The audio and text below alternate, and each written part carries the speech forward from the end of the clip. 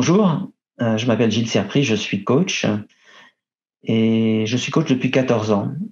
J'ai démarré le coaching après une carrière en entreprise où j'ai animé des équipes dans des entreprises de taille variée, aussi bien des startups que des grandes entreprises et des équipes très internationales sur à peu près tous les continents sauf l'Amérique du Sud. Euh, et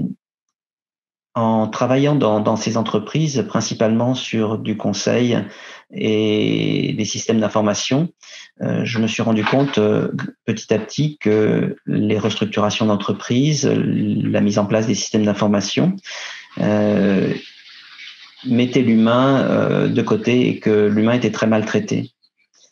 Et de plus, les chefs de projet, par exemple, étaient des gens qui souvent pétaient les plombs, partaient en burn-out parce qu'ils étaient dans des missions où ils étaient au centre d'enjeux de pouvoir avec des délais impossibles et la quasi-impossibilité de faire entendre leur vision du projet et les réalités.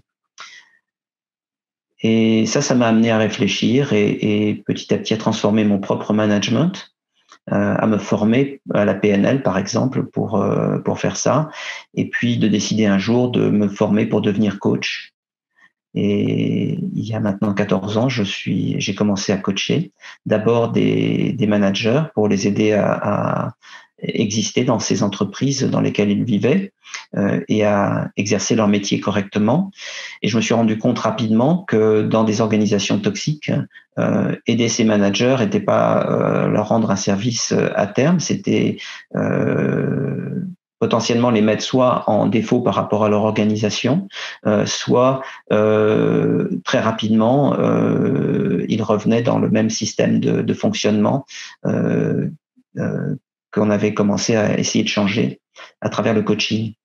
Et ça m'a amené à me dire qu'il fallait vraiment travailler au fond sur l'organisation et pas uniquement sur les hommes individuellement, et commencer par le dirigeant, parce que le dirigeant porte les gènes de l'organisation.